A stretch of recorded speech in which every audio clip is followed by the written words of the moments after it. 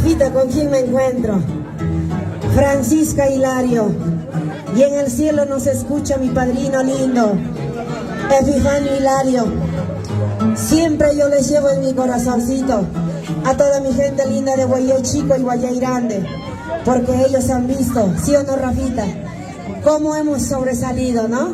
Y cómo olvidarme de estas personas tan maravillosas que estuvo desde mis inicios y siempre están conmigo, así como tú, Rafita Producciones.